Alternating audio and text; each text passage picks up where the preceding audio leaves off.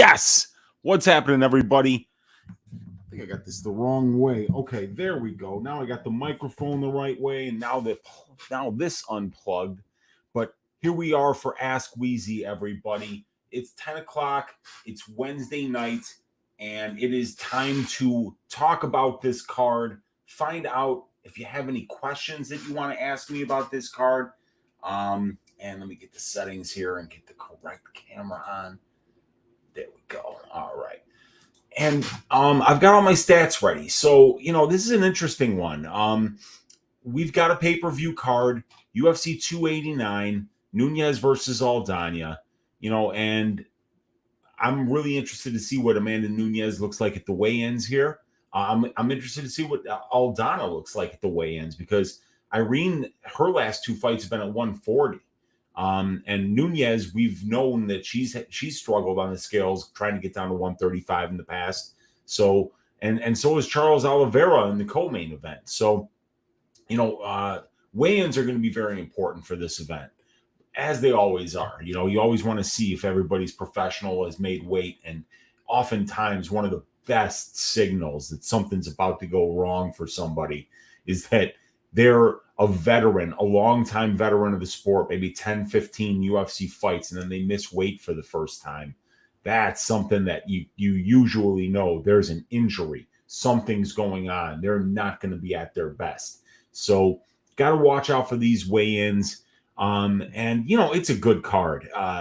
Oliveira versus Dariush is about as high level as of a lightweight fight as we're going to get for a long time. Mallet versus Fugit.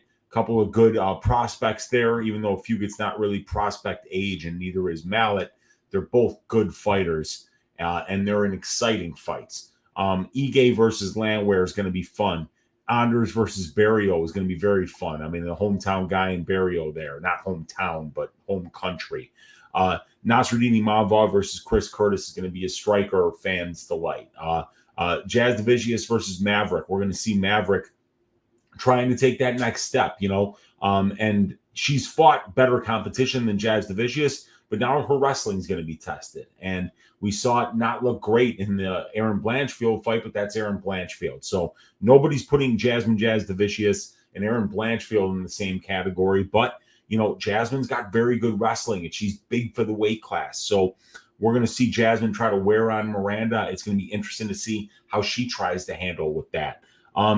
Ayman Zahabi, so we get an Ayman Zahabi sighting once every 2 years or so. And sometimes, even though we haven't seen him in 2 years, he feels like not quite ready to fight yet. So I'm just not going to fight for 15 full minutes like he did in the Tercios fight. So, yeah, Zahabi is an interesting dude, a guy that, was thought of to be a really good prospect, really good Brazilian Jiu-Jitsu black belt. His brother is Firas Zahabi. And I mean, I just remember when he came in and he fought Reginaldo Vieira, I'm like, this kid is going to be special. Now that he's in the UFC, he's not going to be able to use that excuse that nobody wants to fight me, because in the bantamweight division, like if you're getting an Ayman Zahabi fight, you're picking up the phone for that. There's so many killers in this division that Zahabi's not a guy that you're like, oh, I'm not taking that fight, So it's going to be interesting to see Ayman Zahabi. He's getting old anyway. I mean, I think he's got like a 10 or an 11-year career and he's got like 10 or 11 fights. So it's coming to an end for him. And then Blake Bilder versus Kyle Nelson should be a banger. David Dvorak versus Steve Erceg. I'm interested to see how Erceg looks at this level here. And then Belbita versus Oliveira is going to be kicking off the card. And, and then we go back to the Apex next week, I believe. We go to the Fight Center here on Tapology. Yeah, it's Vittori Cannonier at the Apex. And that card... There's a couple bangers on that card for sure. The matchmakers did a decent job on this one, but it's the Mayra Bueno Silva versus Holly Holm card at the Apex. That's such a standard Apex card, and the Apex is what the UFC has done to us now in order to fulfill their contractual obligations to do 42 events every year, I think. Now they've got to have these cards where it's just dumps.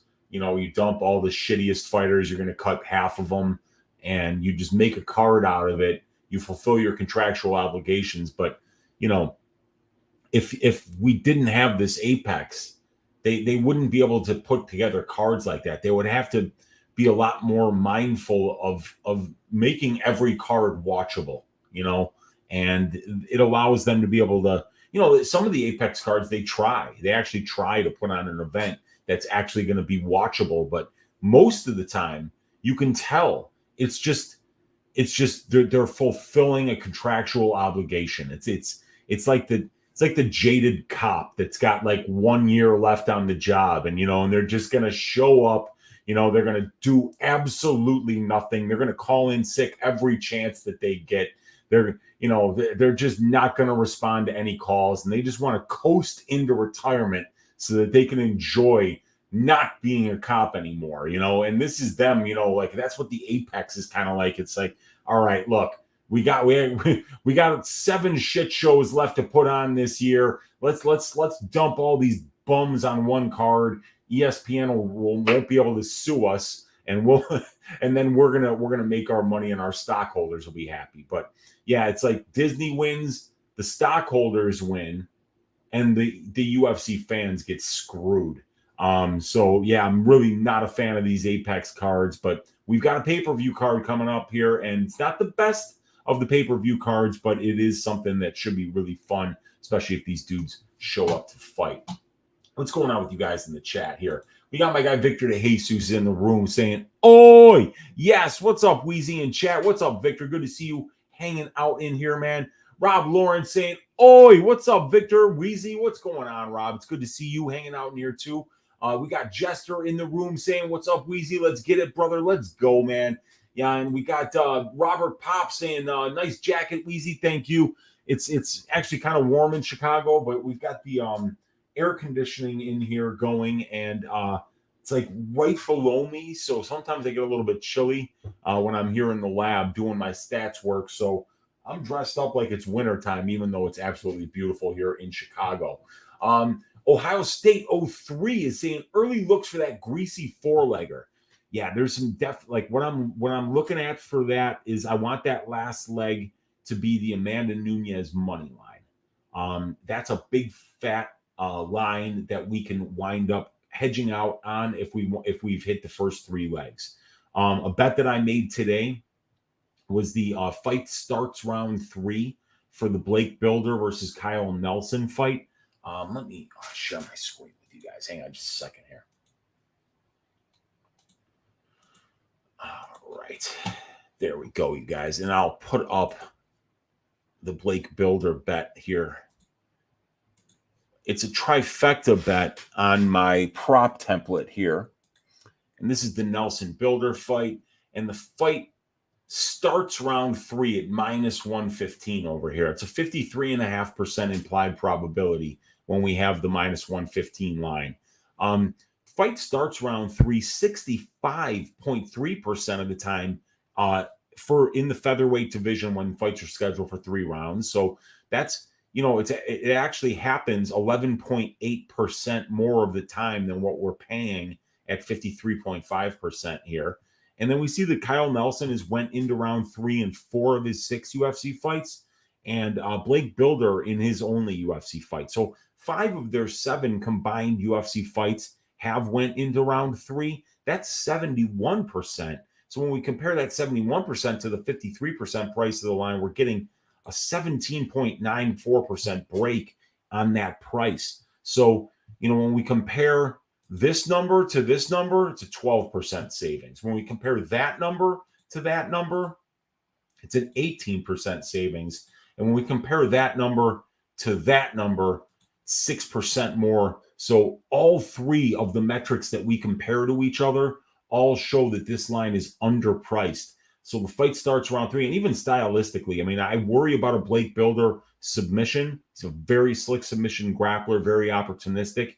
But Kyle Nelson's a pretty tough dude, and he's at home. It's a big cage, so I always kind of try to look for some overs when we have that big cage, more room for these guys to work. So I do like the fight starts round 3 at -115 as a potential leg. And like some kind of violence, I'm thinking in the Fugit Mallet fight. Maybe a fight doesn't start round 3 there.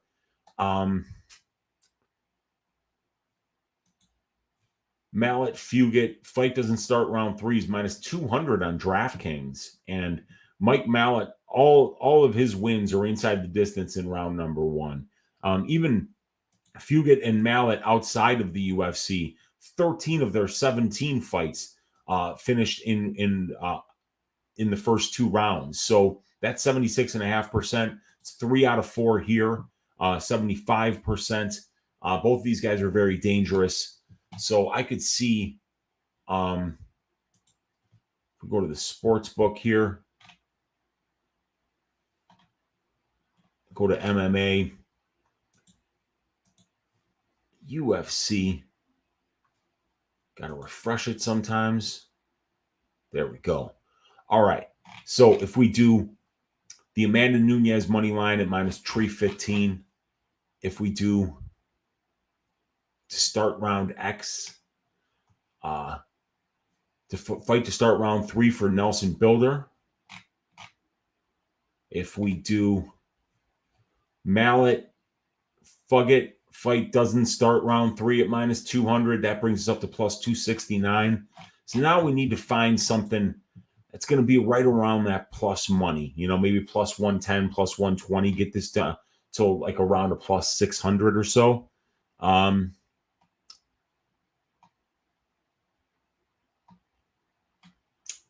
What can we find here? Well, what about my guy, Charles Du Bronx Oliveira, who I have as Uncle Weezy's ass shaving of the week this week? I know a lot of people are on Dariush. My job is to find where the markets are today and find out whether they're over or underpriced. Dude, it's a lot of very short memories out there. I mean, Beneil Dariush was legit +170 against Mateusz Gamrot. Okay. and everybody was on him. Everybody was on Gamrot that week. People were betting big on Gamrot. And, I know that Dariush is coming off that he still has to worry about that spiral fracture in his ankle. The fight that got him, that nasty injury that he got in camp that wound up shelving him for a while. He comes back from that. He beats Gamrot in a very good performance. But I think it's a different fight this time. So this would be a good early look for the greasy 4-legger this week. Amanda Nunes, if on weigh-in day she looks good and ready to go. -115, fight starts round 3 for Nelson Builder. Fight doesn't start round 3 for Mallet Fugit. And then Charles Oliveira moneyline +120 brings up to 712. I think that's a pretty good 4-legger there. Let's see what you got here. We got Sigma Trillionaire Gus in the room saying, Prophet Weezy, my man, what's happening? Good to see you in here. We got Kyle Kelly in the room saying, yo, keep up the good work. 2-parter here. Fight to end in sub in the co-main. I'm getting 9-1. Do you like that number? And second, tits or ass? Okay. For the first question, wow, fight to end in sub is 9-1. I like that. I like that a lot. I mean, obviously, Beneil Dariush, excellent submission grappler. And obviously, Charles Oliveira is the all-time submissions leader in the UFC. So at 9-1, absolutely love that. When it comes to tits or ass, definitely ass. Yeah, ass. Definitely ass. Very good question. JJ in the room saying, oi, what's up, JJ? We got Jester saying, what we sipping on? We are sipping on today another Hop Butcher. This is the Unwind Your Mind. It is a double dry hopped India Pale Ale with Mosaic, Motueka, and Eldorado hops. It is absolutely lovely. This is something that Hop Butcher does every few months or so. And it's one of my favorites that they've ever released. So the Unwind Your Mind from Hop Butcher, appropriately named, because it helps you unwind your mind. It helps you relax after a long day of looking at stats, getting fighter histories together, watching tape, and then now I got to smoke a little weed. I've got a lovely beverage here, talking fights with my people. I am unwinding my mind quite literally right now and figuring out ways to stack cash tickets like flapjacks for UFC 289. So let's do it together, shall we, Jester? Let's go, baby. We got Juan Chavez saying, "What's up, Weezy?" Oi, what's up, Juan? Thank you for hanging out in here. We got Heat, Team of Destiny 2023. Don't forget to hit the pitch. You mean the lake? Don't forget to hit the pitch. The pitch. The soccer pitch? I don't know. Let me know what you're talking about there here. We got Kyle Kelly saying, favorite food or snack and drink while watching the fights. So definitely beer and pizza. I mean, for me, beer and pizza and fights, that's the triumvirate of a nice Saturday. Really enjoying the fights, man. So good beer, good pizza, fights. I'm damn good. And then like for snack, dude, maybe not necessarily while watching the fights, but I am a peanut butter monster. I eat it straight out of the jar with a spoon. Only the natural stuff, the one that's just got two ingredients, peanuts and salt. And that's it. Like the natural oil on top, all that, dude. That's my favorite snack, favorite food, pizza, favorite drink, either water or beer or tequila, because Palomas. Antonio Esparza is in the room saying, "Yo, Unc, what's up, bro? Nice to see you. Do you actually buy every single pay-per-view? I can't stomach paying $80 plus tax for this shit card. No, I don't. I don't buy them. I have an account at Bet Online, and Bet Online shows the fights for free on their live betting page. So there's absolutely no reason for me to pay $80. These guys make enough money. Frankly, I pay for ESPN Plus, right? And that's a trash product. It sucks. I hate it. Okay. But I pay for it because I have to, so that I can watch the fights. But even though it's a pay-per-view platform, they make you watch commercials, which is trash. It's fucking trash. Do you watch commercials on Netflix? No. Do you watch commercials on HBO Max? No. You're paying for that content, and these assholes, they still make you watch commercials. And I can't even go to UFC Fight Pass to do tape study half the time because they're contractually obligated to make me watch the fights on ESPN Plus. So just the fact that I pay for ESPN Plus, it chaps my hide. It pisses me off, And then I pay for Fight Pass as well, So those are monthly costs of just being a UFC fan. So if I, to pay $80, I mean, it's just completely out of the question to spend that much money, every month on this product. It's not worth it, especially, seeing as how they treat the fans. Well, we were talking about the Apex earlier, but here, let's look at it, you guys. I want to show you this fucking card. This is not a joke. So UFC, and this is the July 15th card. The main event is Holly Holm versus Mayra Bueno Silva. The co-main event, and I'm not joking, I mean, it's right here on Tapology, Walt Harris versus Josh Parisian. And then below there, Ashley Evans Smith, who I didn't even know was still with the promotion, versus Aylin Perez. Tyson Nam versus an undefeated Kazakh prospect named Azat Maksum. Jafel Filio versus everyone's favorite cokehead, Juan Camilo Ronderos. We've got Norma Dumont versus Chelsea Chandler. We've got Carl Deaton III versus Alex Munoz. If you're like, who is Alex Munoz? Well, Alex Munoz lost in 2021. He lost in 2020. That's the last time that we've seen him. So we haven't seen him in 2 years. Yeah. And he's on a 2-fight losing streak. But he did beat Nick Newell. So he's got that going for him, which is nice. Atman Azaitar versus Francisco Prado. And if the Francisco Prado that fought the 11 fights before the Malarkey fight showed up, that should be a banger. That should actually be a fun one. Gennaro Valdez versus Evan Elder will be fun. Estela Nunes versus Victoria Dudakova. Duraev versus Park is a good fight. McKinney versus Sadikov is a good fight. And then Lingo versus Mokazel Costa. So they wouldn't be able to do this if they were trying to sell out an arena.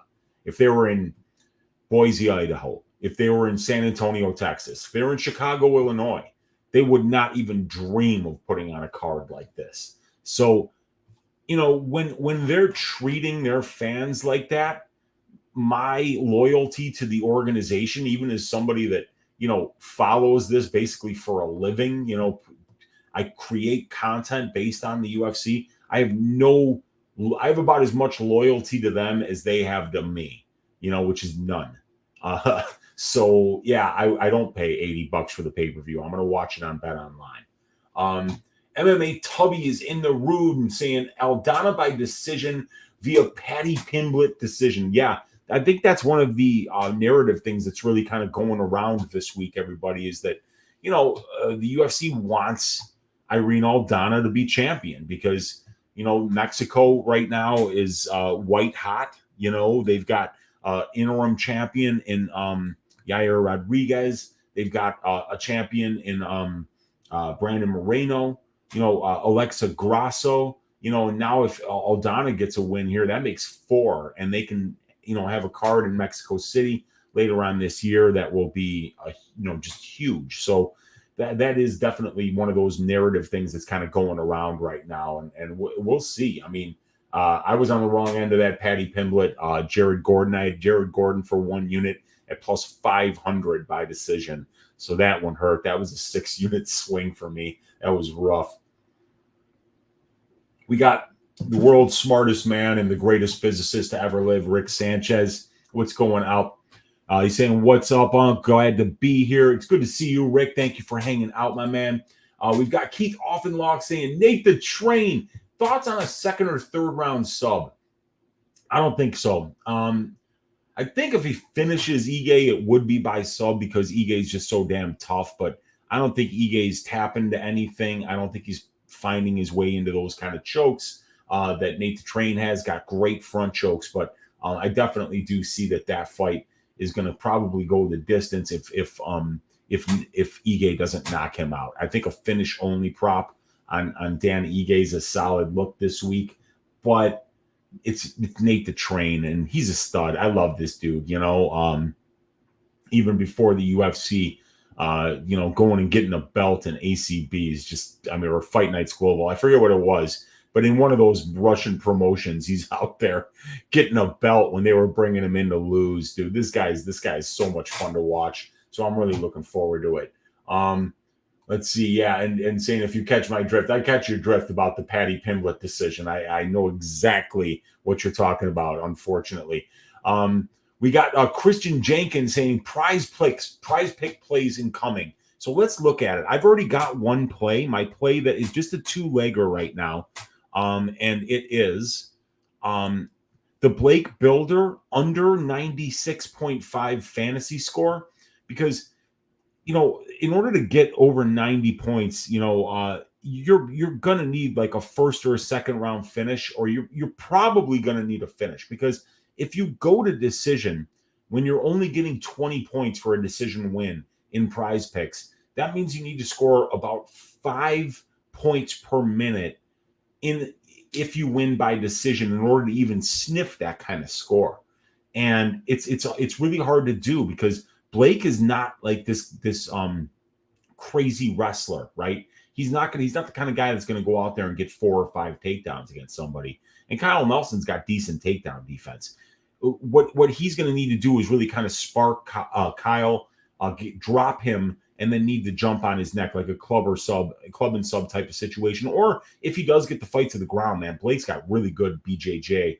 He's a black belt, very slick submission grappling. You can see him on the regional scene coming like really close to getting a Gogo Plata. And it's like, holy shit. When you see somebody getting a Gogo Plata, man, that's that's some high level shit, you know, when you're fighting a professional mixed martial artist. So I just think that that's a tall order. You know, I really think Blake needs to get a finish there, and I think that they're very well matched. As a matter of fact, I mean, Kyle Nelson has a lot of advantages in this fight on paper. He's actually the younger guy. He's taller. He's longer. He's more experienced. He's fought the better brand of competition. So it's a tough road to hoe for Builder, and just scoring 96 in Prize Picks is hard enough. I mean, you really got to finish in order to score that. And then for Fight Time, Mike Mallet under 8.5 minutes. So that's a good one. The under 8.5 minutes. The fantasy score, Blake Builder, less than 96.5. Maria Spider Girl Oliveira, 77.5 significant strikes. Now, that's the biggest number, Christian Jenkins, that we're seeing right here. So it's a big hurdle to get over. But if we look at the advanced stats and we look at Belbita and here we go. So let me, yeah, that's right. We got a good size there. So Maria de Oliveira lands 8.41 distance strikes per minute spent at distance. So she's somebody who's being controlled 34% of the time. Diana Belbita is being controlled 32% of the time. So both of these ladies, even though they're scoring a lot of significant strikes, 5.5 almost per minute for Maria de Oliveira, 6.5 almost per minute for Belbita, they're both spending like a third of their fights being controlled in control time positions where they're landing no significant strikes. So what the divergence you see between this number 6.43 here and 9.02 for Belbita, 5.44, 8.41, right, for Maria de Oliveira. So if this fight takes place at distance striking range, if Maria's not wrestling much, if Diane is not wrestling much, if they're trying to just beat each other in these distance striking exchanges where Maria de Oliveira has that 1-inch reach advantage, we could see at 8.41 distance strikes landed per minute. And, you know, Diana's absorbing 7. So let's say she only lands 7. At that rate, you know, you cover this in 11 minutes. But at 9, you cover it in 8 minutes, 8.5, right? So I think an over 77.5 significant strikes, I think there's a very high probability, that this fight goes to decision. So you get a full 15 minutes to cover that 77.5. And B, that neither one of these ladies probably is going to be wrestling much. But I mean, I could be wrong about that. And if I am, it's going to be much harder to cover that number. But that I like the over for Maria de Oliveira significant strikes. Gordo Gambles brought up Marc-Andre Barrio above 63.5 significant strikes. And I think that's a good number because if we take a look at Barrio here. So Anders is kind of like low volume. He lands 3.11. He absorbs 4.85. But Barrio's landing 5.76 and absorbing 6.02 at distance. And he actually lands a little bit more in the clinch than he does at distance. Look at that. 5.76 per minute spent at distance, but 6.13 in control time positions for every minute spent in control time position. So he's landing about 6 significant strikes per minute. My worry, though, with that is that, if the fight finishes, it's going to be very hard for him to cover that. And B, if Anders winds up kind of bringing that Jun-Yong Park game plan to this fight, he might be trying to win minutes in the clinch against Barrio. But I don't think that would be smart because Barrio's dirty boxing is nasty. So, and then let's see, in terms of the takedowns,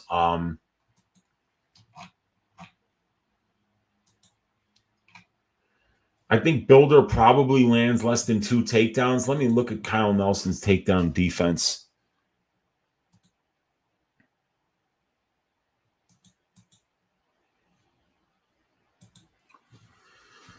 So Nelson has been taken on 4 times on 11 attempts. He's showing 63% takedown defense, and he's been controlled 32% of the time, and he's gotten control 24% of the time.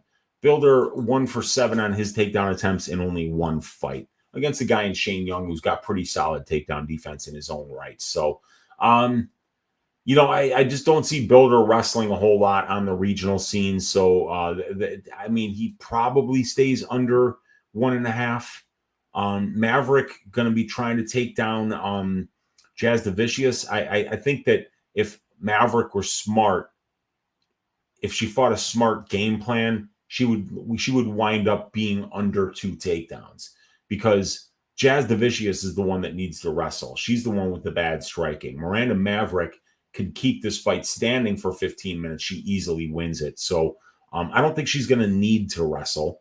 Mallet, 1.5 takedowns against Fugit.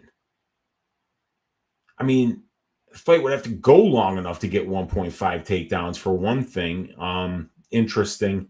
And I think Amanda Nunes probably does get more than 2 takedowns, but wouldn't be betting it. Fantasy scores. I like the strikers. I like high volume strikers. Man, Maria de Oliveira, 73.5 fantasy score. I think she might get under that, because there's no way she covers that unless she wins. She would need like 130 significant strikes or something like that in order to cover that in a loss. She'd need at least 100, I think, in order to cover it in a win too.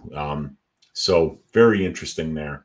Yeah, that's what I'm looking at right now on Prize Picks. But the official play is the Mike Mallet under 8.5 fight time, and the Blake Builder under 96.5 fantasy score.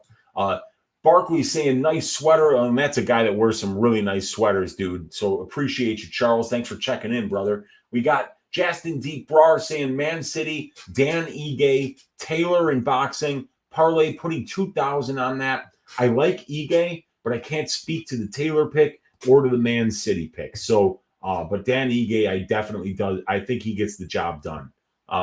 Eric Upperman is in the room saying Builder was knocked down twice in the first round of his last CFFC fight. I counted 3 times, Eric, but they weren't like, he wasn't like knocked out. You know what I'm saying? Like it was looking like his feet were kind of together, and he was hit and knocked off balance more than he was like brutally knocked down. But yeah, dude, he got dropped 2-3 times easy in that fight against a Carvalho, I believe it was. Yeah.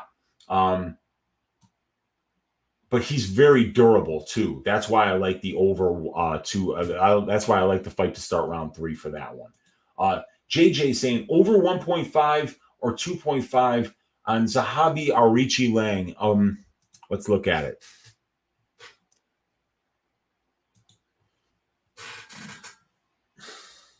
Well, the over 1.5 is sitting at minus 400, but that's an 80% implied probability, and 80% of Zahabi's fights have went over 1.5 rounds, and 75% of Aricha Lang's fights have went over 1.5 rounds. And then if we want to add another layer of analysis to that, JJ, Aricha Lang finished Cameron Else in the first round, and Else is a complete bum. And Ayman Zahabi sparked Draco Rodriguez, and Rodriguez isn't around the promotion either. So both of these were against very low-level opponents. And I mean, Zahabi's not low-level, and Kolang is not low-level either. So I think it probably does go over 1.5. And then for the over 2.5 is minus 205.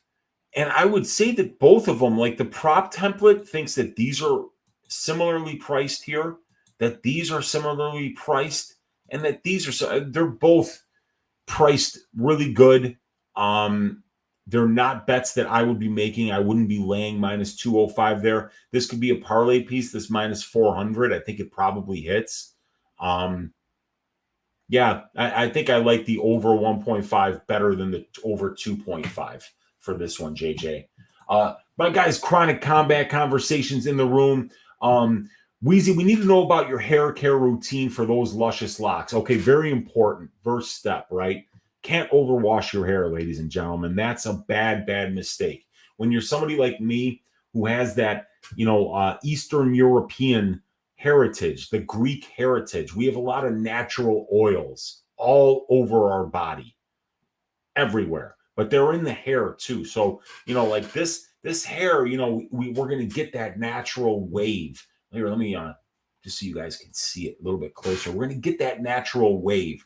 We're going to get that texture when those oils build up. So we really only want to wash the hair once a week. And when we do, it's top-notch Moroccan oil shampoo, Moroccan oil conditioner, and then I also have a leave-in conditioner that's made with avocados that we kind of like rub into the bottom of the hair here, you guys. And then that's how we kind of get this, look, without my hair, I'm nothing. So, if we can't take care of the hair, there's nothing else that we can take care of. But that's what I do. I don't overwash it. I use quality products when I do wash it.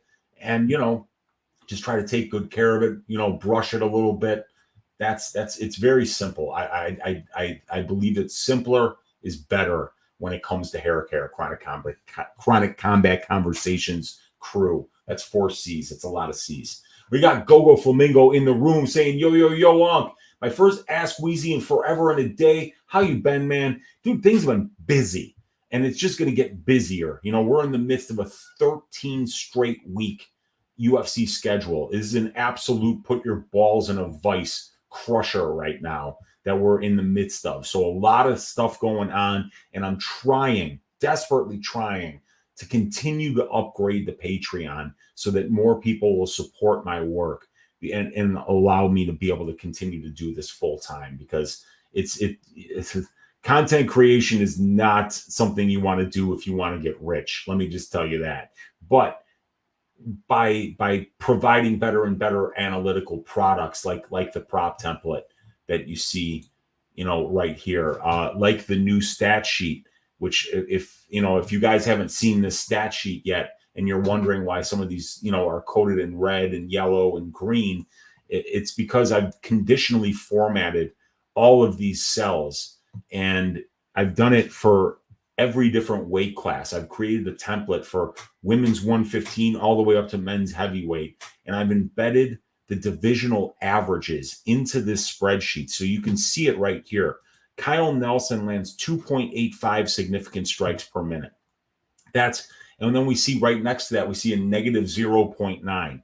That tells you how much below or above the divisional average Kyle Nelson is. So we can tell right here that he's low volume. He's throwing less significant strikes than his peers. He's landing less than his peers. He's landing less knockdowns than his peers. So we see a lot of red here, on the Kyle Nelson side. There's a couple of areas where he's average or even maybe slightly above average, but mostly, he's not doing his best work there. He's doing some good work here with submissions attempts for 15 minutes. 1.71 takedowns for 15 minutes is slightly above average. 7.33 attempted is very much below or above average. So he's an active wrestler. But, you can see these when you see a lot of green, you can look at the numbers and look at the colors to determine not only, because a lot of people don't know, like, is 4.97 distance strikes per minute landed good? It's just a number at the end of the day. But I've went out there and I've used all my data to find these benchmarks for you guys and then compare each fighter's statistics to the divisional benchmark, not the overall benchmarks. I don't want women's straw weights in the same pool with men's heavyweights. They fight differently. So each sheet has the divisional benchmarks in there. So I'm really proud of this. And I hope that you guys choose to support me on the Patreon. And I will continue to try to innovate and make better and better products that will help you guys make more and more money when you bet on MMA, specifically the UFC. So yeah, things are good, Gogo Flamingo. So good to see you hanging out in here, man. Appreciate you being here. And Ohio State saying, how we feel about that under 2.5 for Oliveira Dariush. It's a bit juice, but maybe a parlay piece. Yeah, man. That would be a terrifying over to bet. I'll tell you that right now. So the under 2.5 around minus 165, is that still where it is though? Because I don't think it's even close to there. They got it at minus 215 on DraftKings. Let's see, because I think I got to put this. Oh yeah, wow, under 2.5 minus 210. Okay, I got to move that. So it's minus 210 and plus 170. Minus 210. 170, and then let's see where that fight goes and fight doesn't go is at. Fight doesn't go minus 260 plus 200. Minus 260.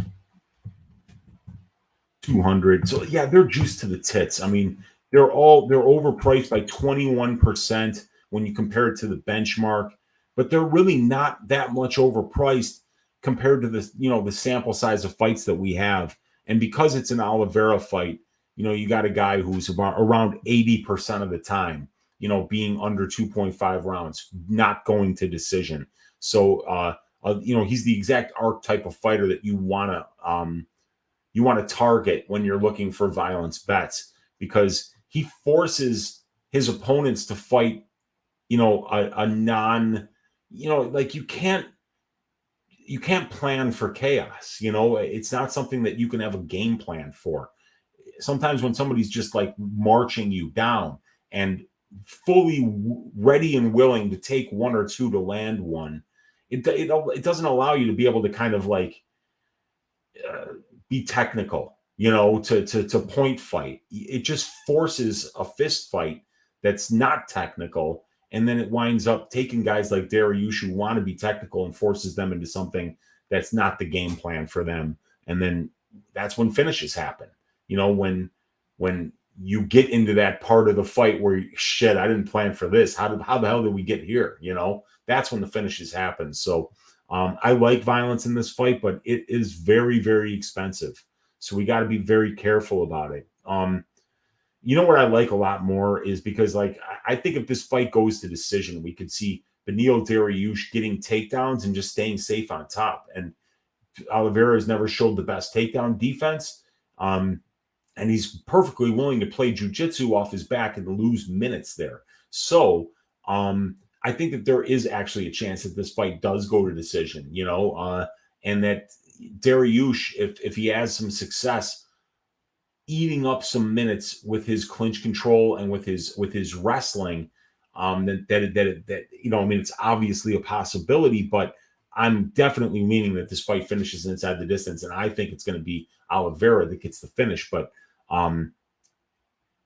at this price, I can't tell you not to parlay it, because when we have, I think that this row 20 here on the prop template, when we've got a guy with 17 fights in Oliveira and a guy with 21 fights in Dariush, it means that we've got a 38 fight sample size, and that these numbers, here are very predictive. So 68% of their combined fights have finished inside the distance. We're paying 72. We expect to pay a little bit more because of the VIG. So it's a fairly priced line. Same can be said for the under 2.5. So I like it. Yes, last night's story. Oh, you're saying last night's story, and we were talking about that because I didn't Don't forget to hit the pitch. Yeah. So yeah, what happened was for you guys that missed story time with Uncle Weezy last night, I was telling a story about how slow I am, how bad of a hitter I was when I played baseball because I came to the sport late. Now I was a good pitcher and I was a good defensive player, but I worked the count full. I had no intention of swinging because the dude was throwing heat and they were sinkers, and I wasn't going to be able to do anything with it. The full count pitch came in, it bounced in.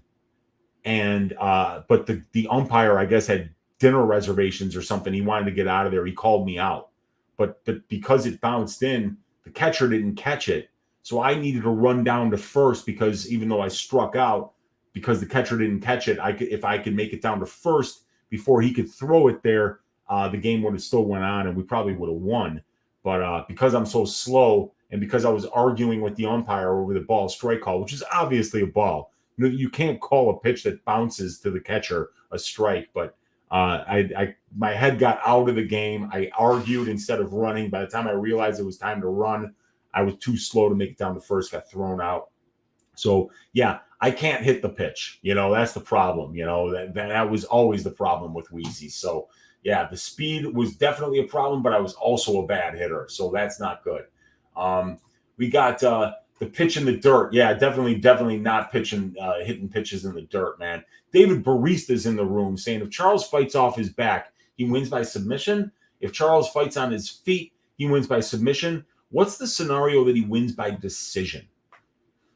Um, the scenario that he wins by decision is that he sparks Beneil a couple of times, gets deep submission attempts that he doesn't finish because Beneil's so talented and such a seasoned BJJ player that maybe Oliveira wins the bigger moments of the fight, but he's unable to finish Beneil Dariush with his submissions.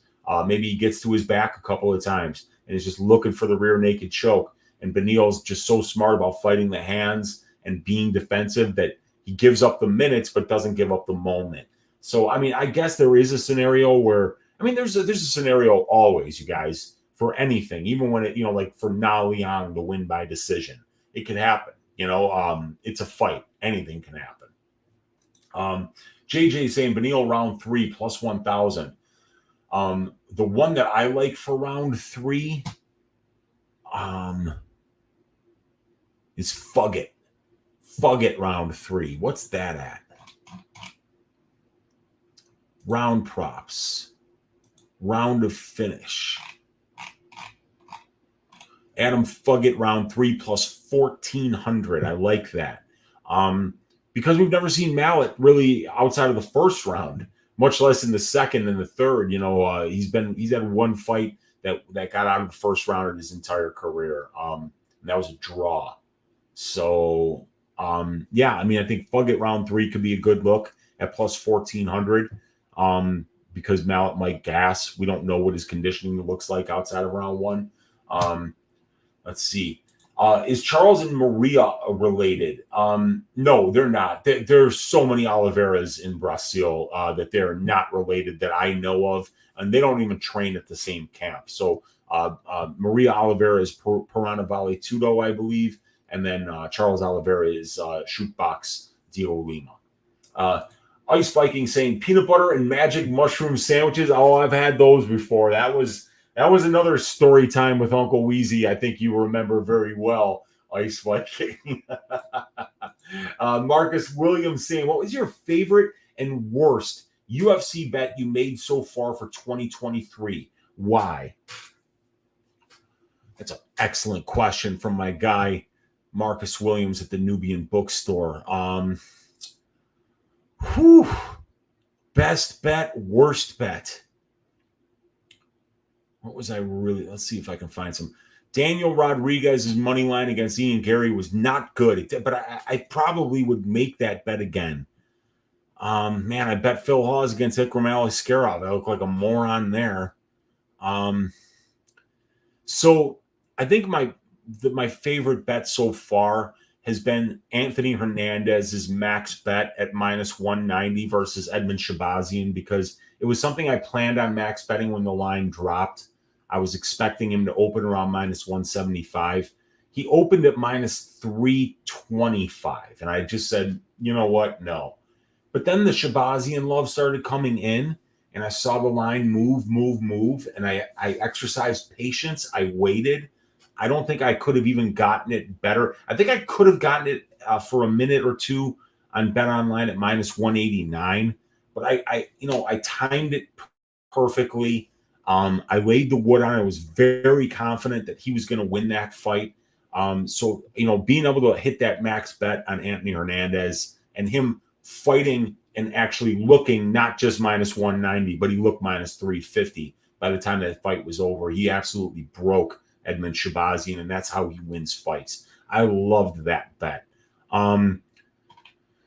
Let's see. Jandaroba by submission was a good loss. Braxton Smith, round 1 KO. I probably put a little too much on that one. Let me see.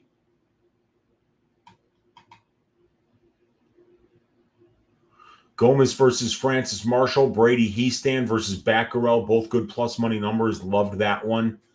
But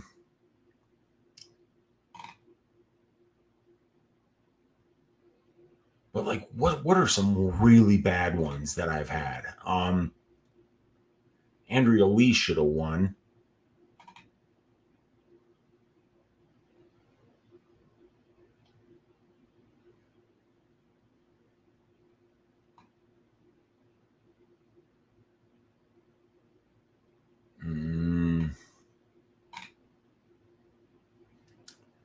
Love that guy. Max bet Carl Williams against Lucas Bresky. He looked like a max bet win there.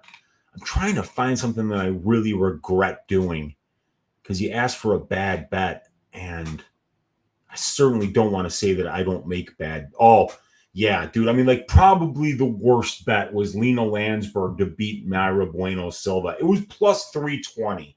So you understand, Marcus, that, I mean, I wasn't like, oh, she's going to go out there and start her. It was more like, I think this line is too wide, especially since Myra Bueno Silva doesn't really wrestle, and that if she was going to have to win a striking match against Lena, it would probably look a lot closer than that. But, I mean, Myra destroyed Lena in that fight. And I mean, that bet never had a chance. I think one of the worst bets I've ever made was 1 unit on Mandy Bohm in her debut against Ariane Lipsky. I got her at plus 100.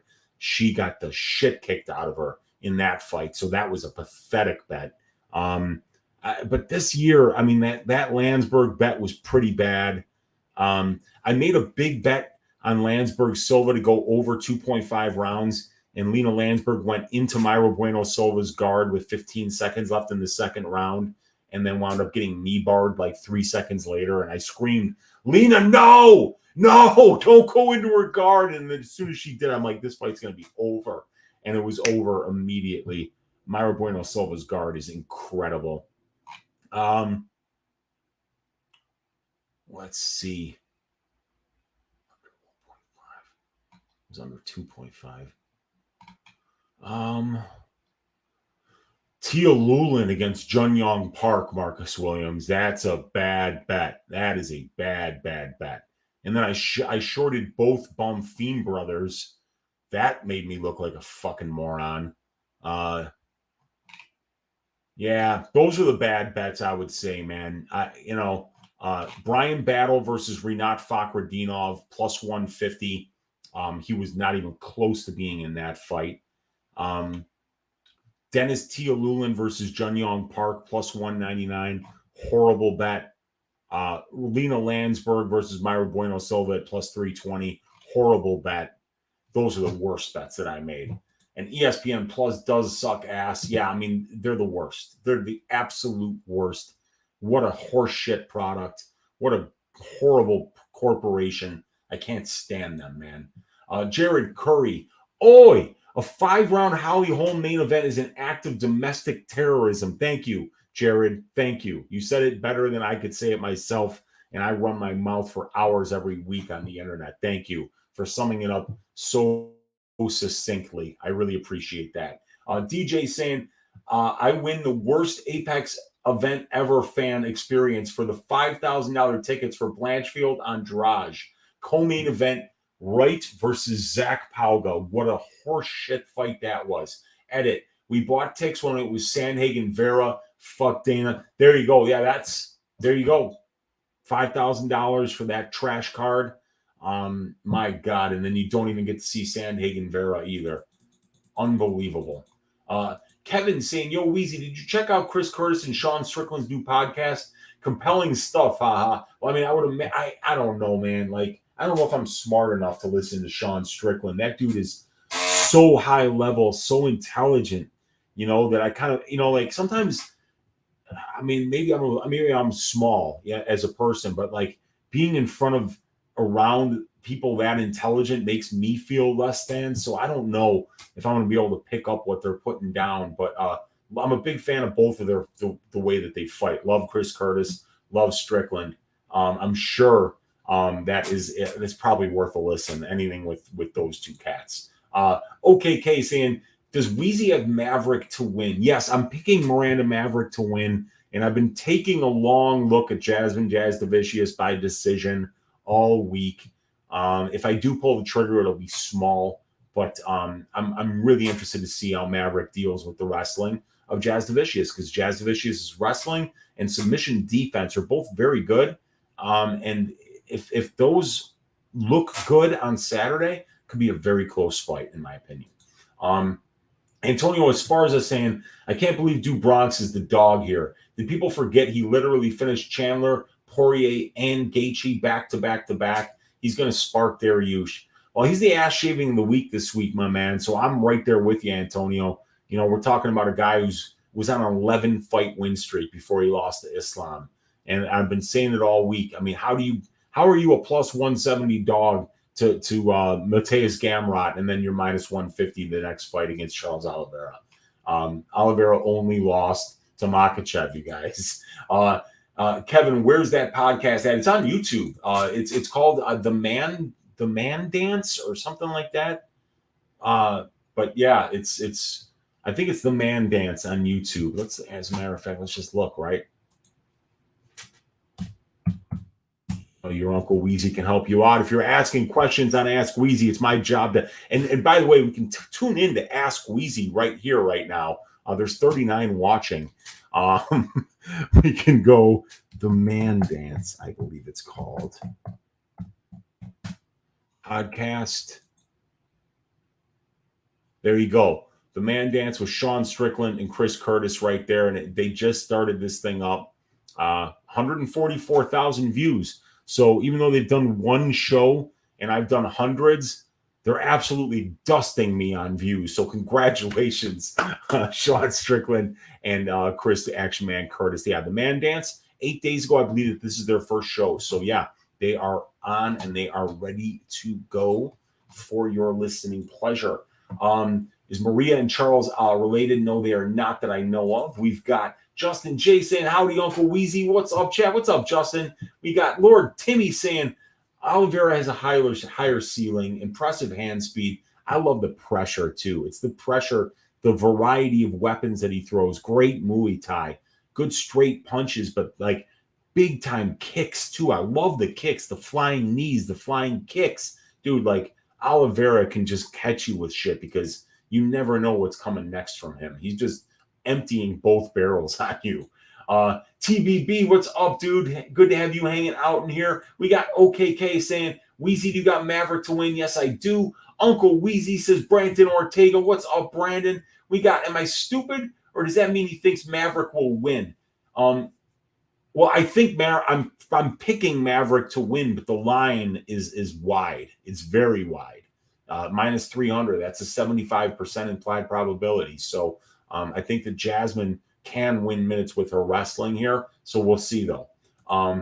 Randy Fowler is saying, you're telling me I can watch the fights on Bet Online? Yes, you can. Go to so when you go to the live betting window here, when fights are on, if you go, UFC 289 and go to those when the fight, like, it won't show in between fights, and there's no sound.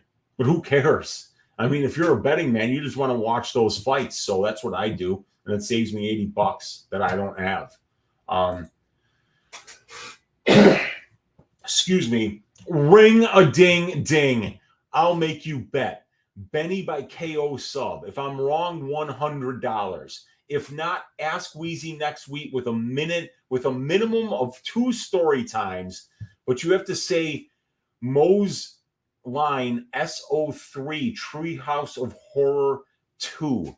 Okay, so Mo's line in the Treehouse of Horror episode from season 2. I'm gonna have to remember that one. All right, so you're betting Benny by KO or sub, and what I'm giving up is that on Ask Weezy next week, I have to tell you not 1 but 2 stories, and I have to say Mo's line from season 3, Treehouse of Horror 2. Okay, I'm gonna have to go look at because I've got Simpsons DVD. Well, I don't have a DVD player anymore, but I'll go find out what that is, what those lines are. And you're on, Go Flamingo. You're on, my man. And ring a ding ding, by the way, $10 donation from my guy and always supporting the show. Go Flamingo. Appreciate you, brother. Thank you for the donation. And you're on. It's a bet. We'll do 2 story times if Benny finishes Oliveira, because I've got Oliveira finishing Benny. So we'll see which one of these guys gets to finish, man. We got Curtis Clark is in the room saying, I see you, Unc. What's up, Curtis? Thanks for hanging out with us, man. We got OKK saying, I got 2,000 on Maverick. Benny Parlay, so scared. Okay.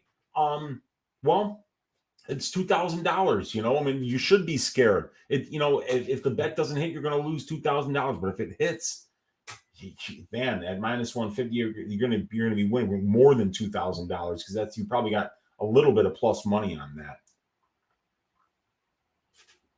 All right, we got TMNX Trash saying most confident money line picks this week. So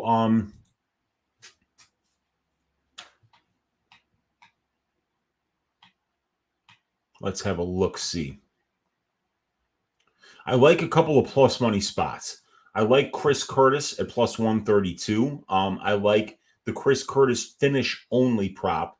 I think Chris Curtis is incredibly durable. So, but I think Chris Curtis is going to win this fight. That's a money line that I like. I think Charles Oliveira wins this fight. That's a money line that I like. But I think if I were to parlay 2 money lines of favorites, I think it would be Amanda Nunes and Dan Ige.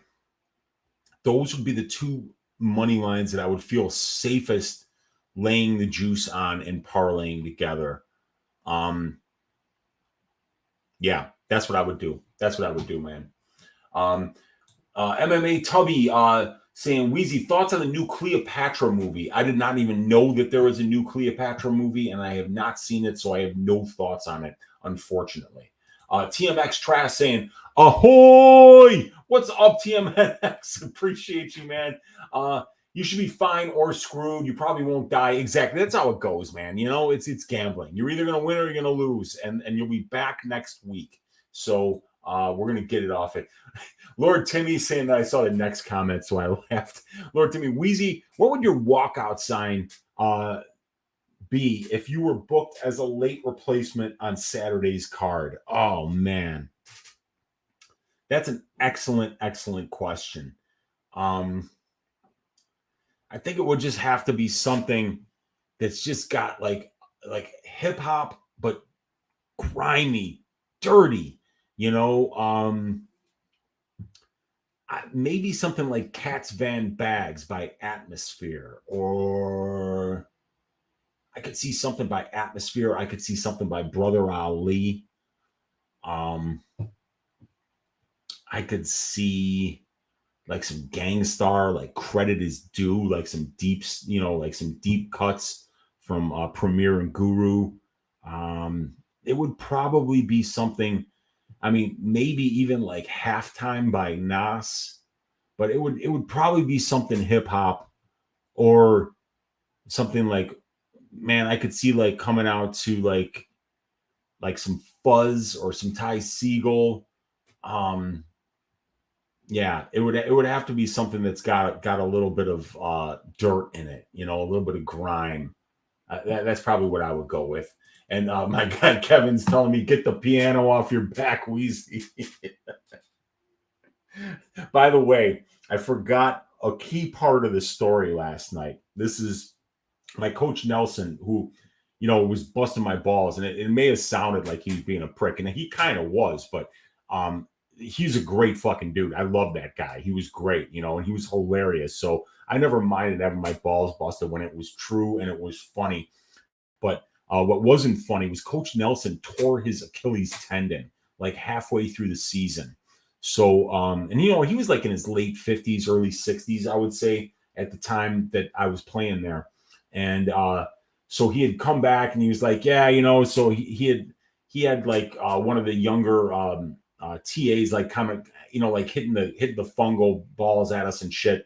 But like when he had gathered us all around to tell us about the injury, he said that the doctor still told him he could get down to first base faster than me. Like that was like the joke that he made after he had torn his Achilles tendon, saying that he could still move faster than me, which was got a huge laugh at my expense, and it was absolutely brilliant. If you're out there, Coach Nelson, you're the man.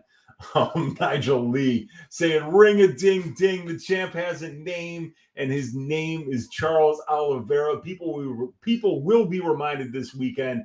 I'm right there with you, Nigel. I'm right there with you, brother. I'm betting him. I've got a unit on the inside the distance prop at plus 200. And I'm thinking about a finish only prop as well, adding on to that. Rouse's in the room saying, oi, Weezy, how confident are you on the Maria Oliveira over 77.5 significant strikes and the Amanda Nunes over 2 takedowns on Prize Picks? Well, we actually covered that earlier. I like Amanda Nunes over 2 takedowns, and I like the Maria Oliveira over 77.5 significant strikes. What I worry is that Belbita winds up wrestling, because if she winds up wrestling and gets a few minutes of control time and eats up those minutes without absorbing any significant strikes, it's going to be a hard number to cover. But from what I've seen from both of these ladies, they both average less than 9% control time for. The numbers are right up here. Let me get them for you guys. There we go. So we can see Diana Belbita in 4 UFC fights and almost 50 minutes in the cage is controlling her opponents only 8% of the time. And for Maria, it's only 3.5% of the time. So if these fights, which we're used to seeing Belbita fights take place at distance 60% of the time, and for Maria de Oliveira, 62% of the time. But if that number gets up towards 80, 85%, and the fight goes to decision, then I think Oliveira to get over 77.5 is going to be very likely. And I think that Amanda Nunes, she should be wrestling here. She should be, because that's where I think that she will be much better than Irene Aldana. So, I think that that's a good one, man. And yeah, dude, hey, you're either going to win or you're going to lose, brother. You know it, man. And then ring a ding ding, you guys. My guy, Nigel Lee. Yeah, he's a champ. His name is Charles Oliveira, not the current champ, but he's going to remind you all why he was. And 11 out of his 12 fights, last 12 fights, he's won them. So we'll see if he can keep it up. But Beneil Dariush, I believe, on an 8-fight winning streak in his own right. So this is such a good fight. That's why this is a pay-per-view card. It's because Charles Oliveira and Beneil Dariush is on it. And if one of those guys doesn't make it to the scale on Friday, you're going to see the pay-per-view buys be absolutely pathetic for this card. So we got to pray that this fight happens. Charles has been in the UFC since 2010 and is still younger than Beneil. I know, isn't that crazy? I don't even have all of Oliveira's stats because my numbers only go back to 2013. So like you see here, Frankie Edgar is the first fight that I actually have UFC stats for, because my database, I didn't put anything pre-2013 in there. So all these fights, Elkins was his debut, Escudero, Miller, Lentz, Cerrone, Wisely, Brookins, Cub Swanson, all before 2013, he's fighting these killers. So yeah, man, Charles Oliveira has been around forever. He's such an OG, and he's still only 33 years old. He's younger than Beneil Dariush. It's wild, man. TNT's in the room, and he's saying, oh, what's up, man? And we got Gogo Flamingo saying Nigel Lee could be. Dariush's BJJ career is better, and he eats less shots. Going to be a banger either way. It's such a good fight. It's such a good fight, Gogo Flamingo. Randy Fowler, have you and Brady met each other in person or only on webcam? We've never met each other in person yet. We have not done that yet. It's coming one of these days. We're gonna be hanging out one of these days. But I'm in Chicago and he's over like on the Pennsylvania-Ohio border. So we're kind of like a cruise away from each other. So we've never actually met in person. But we've definitely spent a lot of time talking on camera to each other. Nigel Lee saying, Gogo Flamingo, yeah, man, this and the Nate Ige fight are the fights of the night. Agreed. And the ones that I'm amped for. I love both CO and BD and hate that they are fighting each other, but this is going to be a banger for sure, man. Jester saying, very serious question. Would you share a peanut butter sandwich with Mandy Bohm? Yeah, I would. I love peanut butter. And it would be an opportunity for me to tell her how much I dislike her. I dislike her face. I dislike the performance against Lipsky. I disliked the performance against Ji-Yeon Kim. I like the performance against Victoria Leonardo because I cashed a bet on Victoria Leonardo, but it would be worth it for me to tell her, this isn't for you. You should find something else to do, go back to Germany so that you're Germany's problem and just stay there. And by the way, I'm having your half of the fucking sandwich too. Okay? So, yeah, I would. If we were talking calendar year, Don't Tell Mays was the worst. June 30th, 2022. Yes, that is a bad bet too. And I was on the Dontail Mays side. I think I could find more bets that I would really be disgusted about last year. And then the first year when I first started tracking back in 2020, 2021 was when I first started tracking. I could find some bets that were just flat out fucking stupid. So yeah, I like the fact that I'm finding less bets. I mean, there are bets that didn't cash. There's bets that had no chance of cashing, right? But you could still look at them and be like, okay, I know why I made that bet, right? Like for instance, Daniel Rodriguez against Ian Gary. Daniel Rodriguez was longer. He's he's fought the better brand of competition. He's more experienced. He had been in there with names that were just so much better than what Ian Gary had been in there. So if you're going to give me plus 215 or something like that, yeah, I'll throw a unit on it. And if I lose, I lose because you're going to lose those bets. Even if you lose those bets 50% of the time, you're doing great because you only need to win them 33% of the time. So, yeah, but that Dontail Mays bet was not great. Gogo Flamingo is saying, love Nate the Train. Ige is better than his last 5 fights suggest. We're going to find out, I guess, how much better on Saturday. That's for sure, man. Bob Mango is in the room saying, I have a hard time thinking Du Bronx will win. I have to go with Dariush on this one. Throw decision in there, too. Yeah, man, there's nothing wrong with that, dude. These guys are both incredibly talented fighters. Dariush is on an 8-fight win streak. Oliveira has won 11 out of his last 12. There's absolutely perfectly legitimate reasons to like either one of these guys. With my dynamic spreadsheet, you very rarely see this much green everywhere, right? We see some red here for Oliveira on defense, right? Defense, 48%, that's red.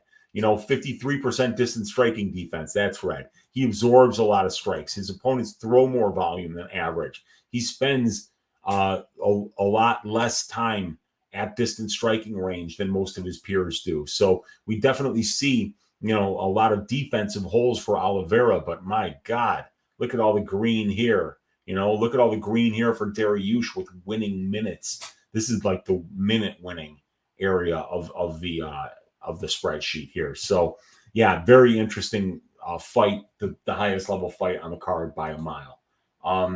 Antonio Esparza is saying, why is the Curtis Imavov fight goes to decision at only minus 128? Curtis has a steelhead. There's zero chance he gets finished, and he's not finishing Imavov either. I agree with you, but it's at minus 128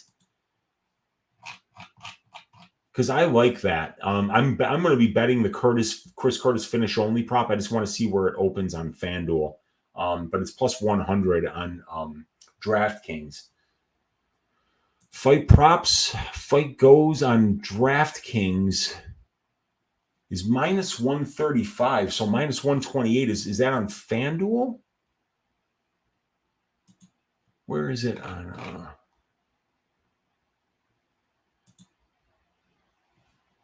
Minus 140 on Bet Online. Or no. Yeah, minus 140. Yeah. Dude, I agree. I think it's a good bet, man. I mean, I don't hate it. That's Curtis never gets finished. He's been finished twice, once by sub, once by knockout. The knockout was a ground and pound knockout against Ray Cooper III, and it was the second time that he had fought that night. So I don't take much, I don't think either of these guys is getting finished, but I think when finish does come, it's going to be Curtis getting the finish. Randy Fowler saying, nice. I will try watching the fight on Bet Online. I don't need sound. I usually have TV muted anyway. Bisping, Cormier, even Dominic Cruz kind of suck at commentary. I find Cormier very entertaining. I like him. He makes me laugh all the time, and that's worth it. Curtis Nate parlayed at plus 608. That's a fat line, man. That's a fat line. I don't hate that. Most people don't remember Charles and Dariush's school are both Shootbox Academy. Rafael Cordero, who is Beneil Dariush's coach, started off at the Shootbox gym before he came to the U.S., hence the Muay Thai influence. Absolutely right. Rafael Cordero was the original Shootbox in Curitiba, Brazil, and now I think the Shootbox Diego Lima. I don't know where that is. I don't think it's in Curitiba though. So yeah, that's right. They both have that shootbox Muay Thai style. Fight Talk only saying, "Oi, ¿cómo estás, tío Weezy?" I'm muy bien, way. I cannot complain. It's Wednesday night. I'm almost done with my content for the week. Got 37 of you guys hanging out live here asking me questions about these fights. Good times. Hit that thumbs up. Hit that subscribe button if you haven't already. Leave me a comment, even if it's just to yell "oi" at me. I appreciate all you guys hanging out. It means a lot. Thank you so much. And please consider joining that Patreon to get access to these baller ass stats, the prop template for $20 a month. And if you get that, that includes the dynamic spreadsheet. But this dynamic spreadsheet with all of the divisional analytics programmed into it and all of the fighters' stats for their entire careers in here for only $10 a month. Great way to support the work that I do. So please consider joining the Patreon, but hit that thumbs up, man. It's free. Hit that subscribe. It's free. But you know what's not free? Donating to the channel. Ring a ding ding, you guys. Antonio Esparza with the $4.99 donation saying, "I appreciate your hard work, Unc. And from one Chicagoan to another, I wanted to support you, bro." Chicagoan, huh, Antonio? Thanks for hanging out, man. I appreciate you, brother. Where are you from, man? I am a North Sider, Avondale guy over by Diversey in California over here. Appreciate you donating to the show, man. It really means a lot. Randy Fowler is saying, "Does Weezy know how Randy Couture and Dana UFC had a falling out?" Yeah, I mean, I know they don't like each other, dude. I know that Randy Couture tried to do a little bit of his own thing with like an Ultimate Fighter kind of thing. I remember. And you know, I know that like these guys, you know, they didn't take care of the fighters really well, but they certainly did a better job of taking care of them before it became corporate, before they sold out. So, but yeah, I know that Randy Couture and the UFC and Dana definitely did have a falling out, and that's why we see Randy, you know, calling fights in other promotions and stuff like that. Was it Bellator? Was he doing something with Bellator? I remember that there was like it was Couture and a couple other guys, and they were doing like a very similar thing to the Ultimate Fighter. I forgot what they called it. Weezy, oi, says TMNX Trash. What's up, man? Thanks for hanging out. We got Nigel Lee saying, go at Gogo Flamingo. I get what you're saying about Ige, but sometimes when a guy is in a free fall, it is what it is. Doesn't matter who the opponent is. Sometimes guys just stop winning, but we'll see. Yes, we'll definitely see. Chris Colanzis, my guy, saying, "Weezy, who's the most handsome fighter on this week's card?" That is an excellent question. Let's see here. Well, you know what, dude? I mean, I'm gonna have to go with Charles DuBronx Oliveira because he's got a smile that will absolutely light up the room. Let's go to Google here, and if we go to Charles Oliveira teeth.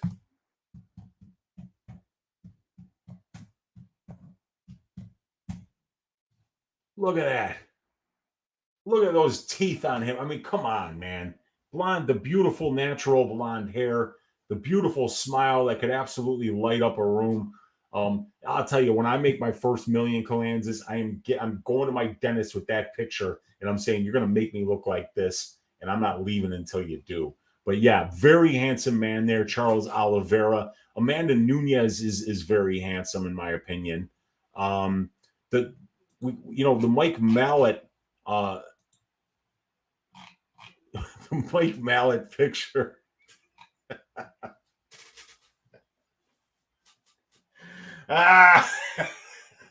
It's a great picture.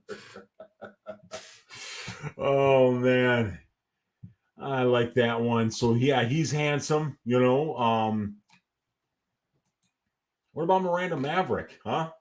It's a bad picture of her though, Chris. It's a bad picture, but you know, Kind of reminds me of oh god, I don't remember like a.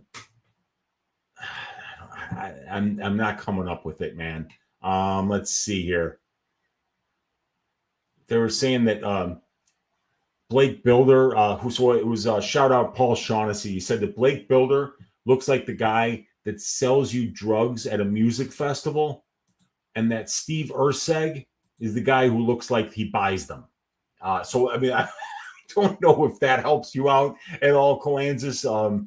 But we got that, and then yeah. So I mean, my vote for most handsome fighter is going to be this man, Charles Oliveira. I mean, come on, dude, it's got to be Charles Oliveira. Maybe that's got to be the number one on this card. You know, I'm not finding it. There's no women on this card that are more handsome than that. No chance in hell. So yeah, that's where we're going. We're going to leave that picture up there too.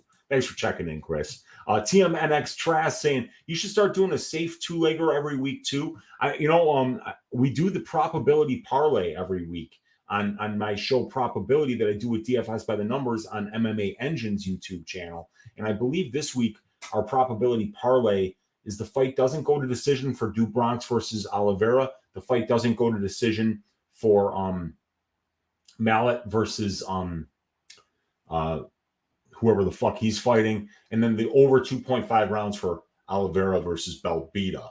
And I think that got us up to like plus 150, plus 170. So it's not a bad look. We got Miranda Maverick playing Country Mile, says Nigel Lee. Another fellow Sigma Chi, by the way, there in Nigel Lee. Antonio Esparza, Chris Kalanzis, also a Sigma Chi, by the way. That Curtis Imavov minus 128 was on FanDuel. Okay, yeah, that might be something I put in my greasy four-legger as well, because I do think that fight goes to decision. They're both extremely tough dudes. Jester saying, your opinion on fights that finish. Okay, well, here are the picks, actually. So I picked Curtis to get a third-round knockout. I picked Ige to get a first-round knockout. And I think the last three fights will also finish. The Mallet fight, the Oliveira fight, the Nunes fight. But I could see maybe Barrio getting a late finish because he's got a great pace, great clinch game. But I think that these first five actually do go to decision. So we'll see how it all plays out. But I've only got 5 fights finishing, Jester. Thoughts on half the PFL roster testing positive for PEDs? Man, I was beginning to wonder if PFL even tested. I was making jokes that their drug testing policy was them handing you a sheet of paper that says, do you use performance-enhancing drugs? Check yes or no. And then underneath it, it says, please be honest. And evidently now they've actually started testing these guys' piss because we always thought that the whole roster was on the gas. And it turns out that they are now. So I'm not surprised. I mean, these guys are getting into a cage and fighting grown men for a living. It's not surprising that they're trying to find an edge, trying to get away with it as well. So it's, like I say, it's a shame that they have to do that, but this is a fucking brutal sport. So these guys are trying to catch any kind of advantage that they can. Let's see. Andy Becerra saying my favorite MMA capper. Shout out to Unc. Oh, what's up, Andy? Thanks for hanging out, man. I appreciate the kind words. We got Daz Files saying Charles looks like a suntan Charlton Heston.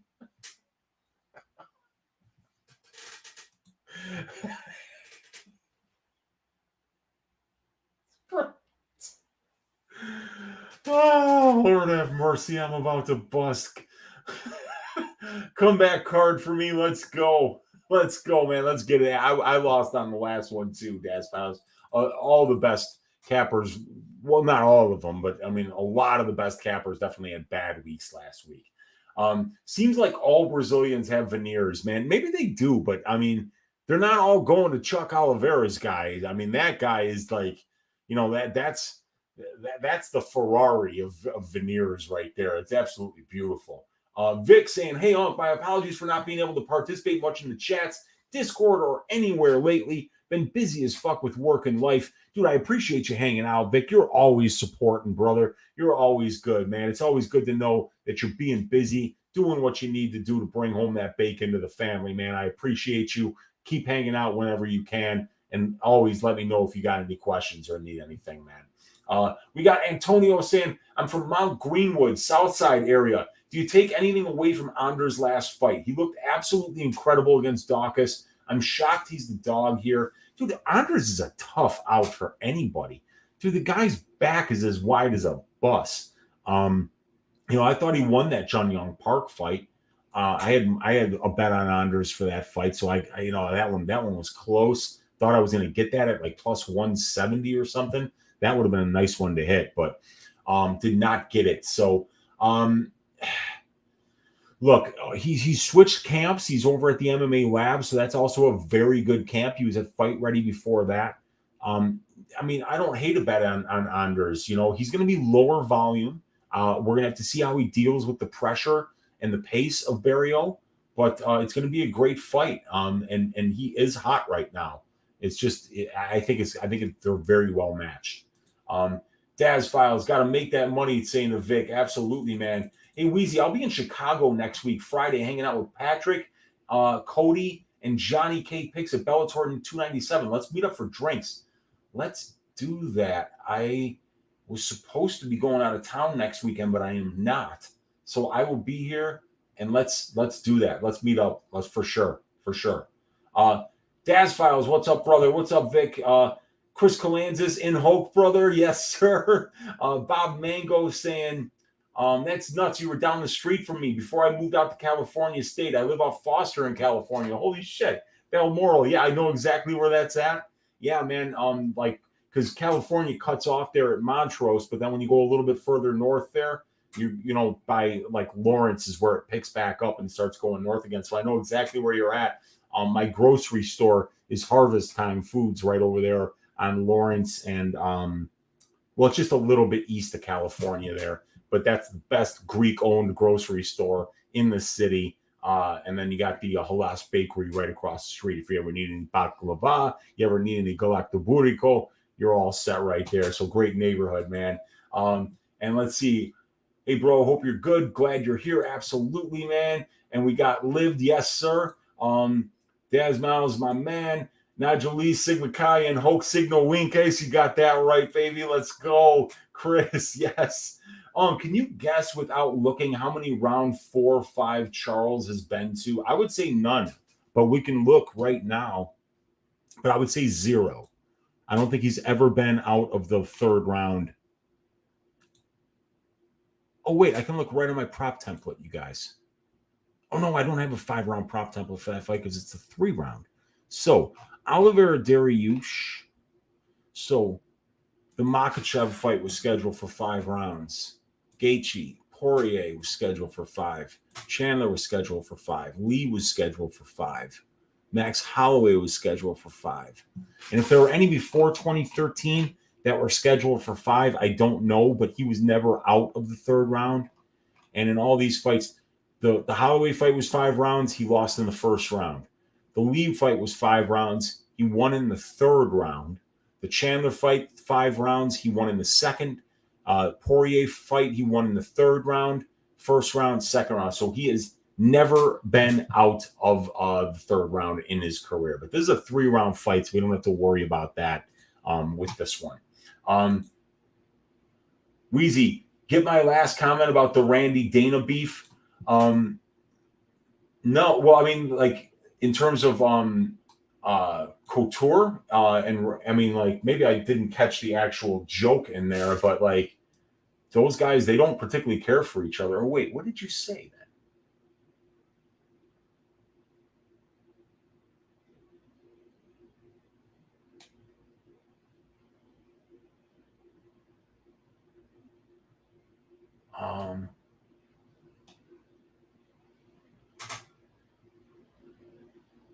I missed it, dude. I missed it.